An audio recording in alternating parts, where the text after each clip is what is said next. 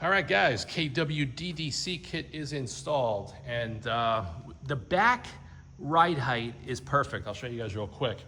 And I'll tell you right now, the labor on doing this in the rear is a lot of work because the way KW designed this system, I'll show you guys a photo. It has a helper spring and a bunch of adapters, and it's extremely difficult to compress the mainspring and get it all in there without, messing anything up. The front has to come up. It's a little bit too low. So we got about 2 fingers in the back, and I can't get this in. So I'm gonna show you guys real quick, if you guys aren't familiar with coilovers. I'm gonna pop one of the front wheels off. I'll set the camera up. But this is also with no spacers. You can kind of see it. Okay, we don't have any spacers. Okay.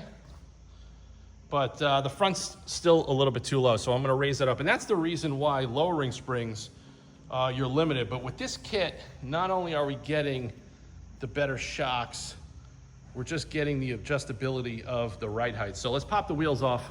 I'll show you guys real quick, and then we'll go for a little bit of a test drive, and I'll talk some more about the KW DDC kit and how it works on a 2024. So FYI, I already took 2 road tests because I'm playing around with the front ride height.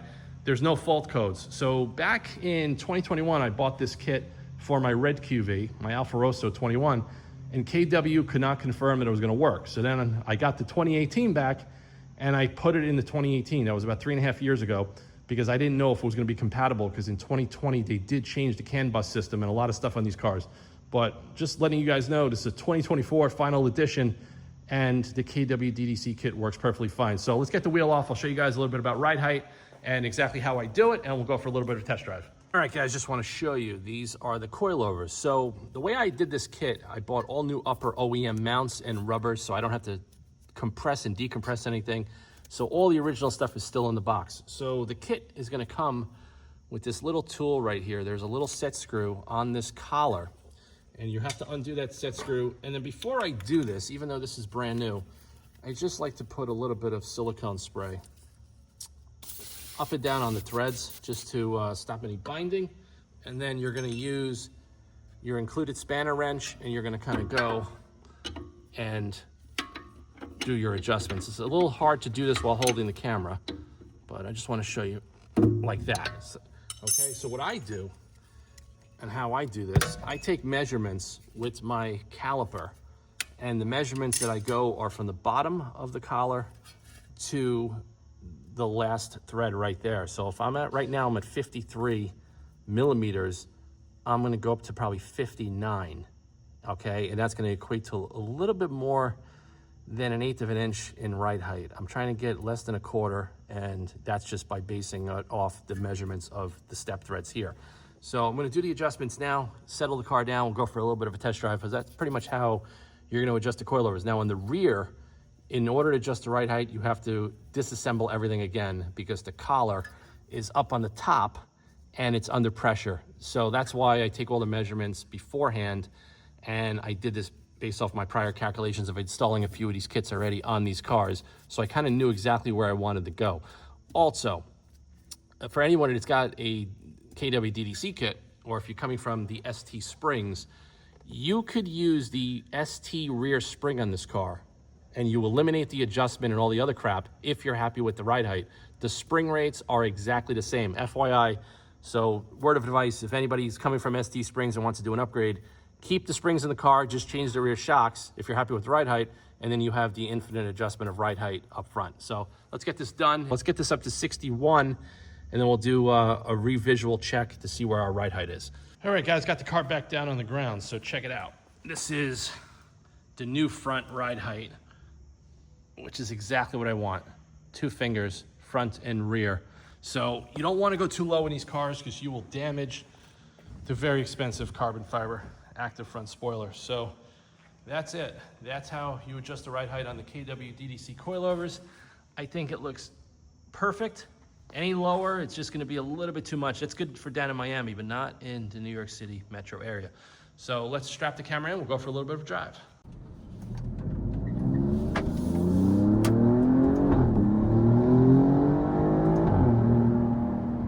All right, guys, this is probably like the 10th test drive that I'm doing, and I'm decided to film it. This is like my old format. I got the camera mounted on the passenger side, so it's like you're a passenger in the car. So I did some more adjustments. I went back to the shop, like I showed you in the video. I did the ride height, and I also playing around with tire pressure. So factory tire pressure on the 24, 35, 32. I'm at 37, 35. And I'm gonna tell you now, this is the best Alfa Romeo Giulia Quadrifoglio that I've ever driven. This is better than my 18, it's better than my 21, better than my 23, and it's better than every single customer and fan that has come by the shop over the years and has let me drive their car. Now, a lot of guys thought I was doing the Nitron coilovers, and I did do them on my 23, and there's a reason why I never posted that video. We're not going to talk about it, but this is such a great kit on the 24. It just feels incredible. Now, another thing that I noticed too between stock is that there's more feedback in the steering right now. What I mean by that is as you're loading up the car, you feel more resistance in the steering wheel, almost as if the caster angle and the camber change has made a big difference on how the car is reacting and gripping. I also feel the back of the car biting into the ground a little bit more. It just feels better all around. We're in dynamic mode right now. We'll switch it into N.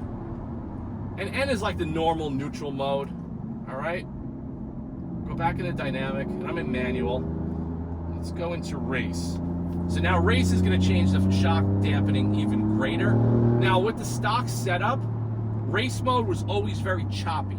And the way you know that, you can have like something, I always have my bottle of water in the car, and the plastic ring where it separates from the locking cap would always rattle. You hear it buzzing, buzzing, buzzing, always in race mode. And I just drove the car before, and it wasn't doing it.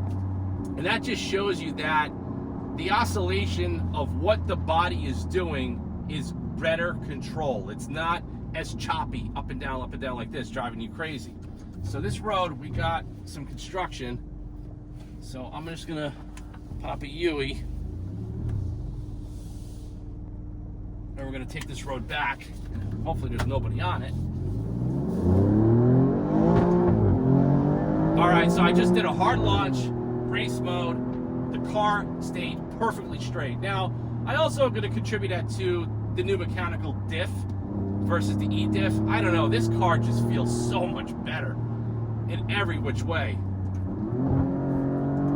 And this is how I like to enjoy the car. I'm not gonna track it. I wanna go on the back roads, a nice smooth road, nobody in front of you, and I wanna just enjoy the car. Second, third, fourth gear.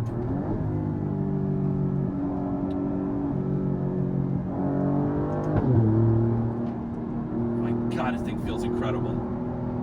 This feels incredible. So I can imagine if you take this on the track, how it would feel, but you really could load it up.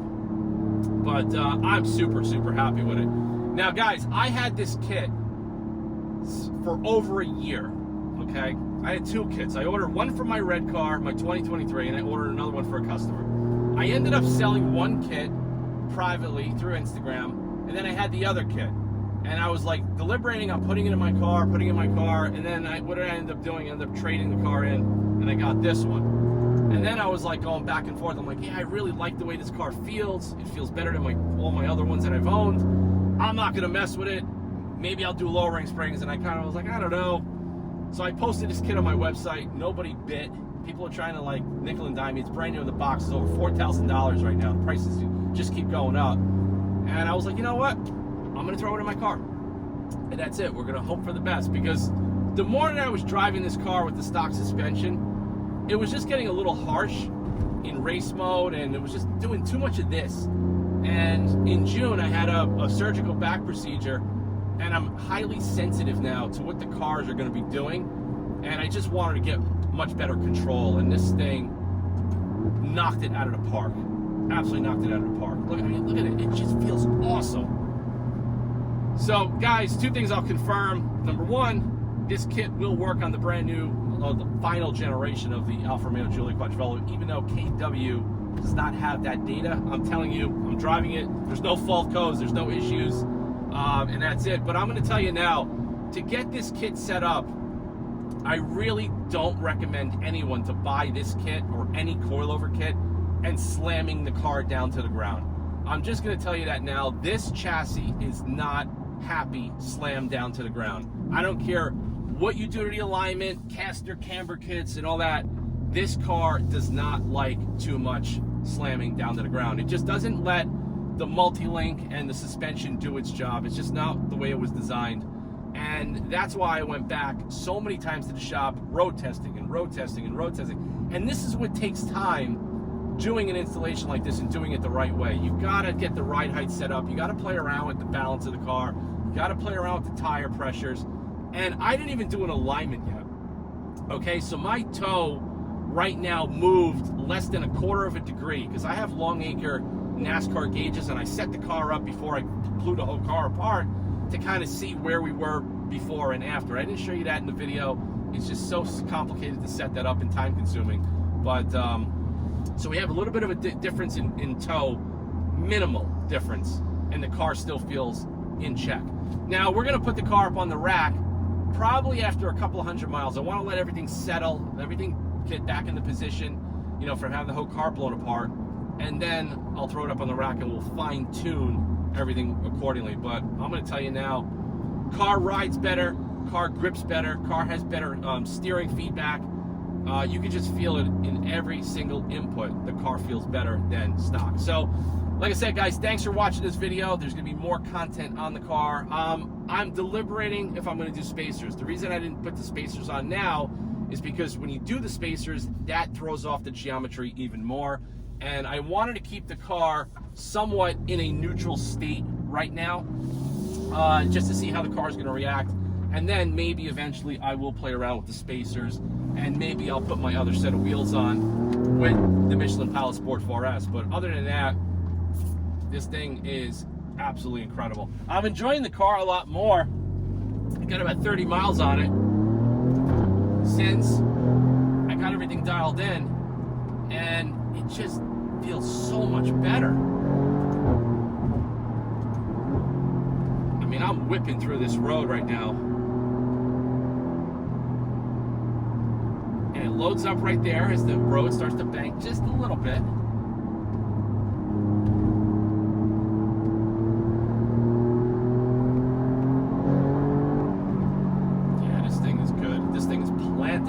Absolutely planted.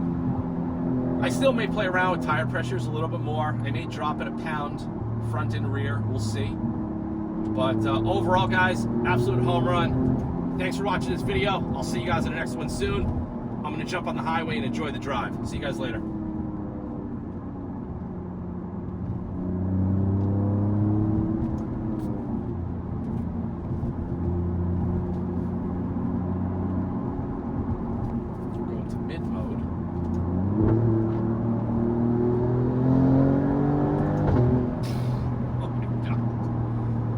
This thing is a mini Ferrari. I am telling you, this is a mini modern Ferrari. I've been saying it since 2018. But man, this one, the way this car's set up now, doesn't have that float and that bounce. Transmission's better. The rear end is better. Yeah, this car is no joke, man. Let me tell you something.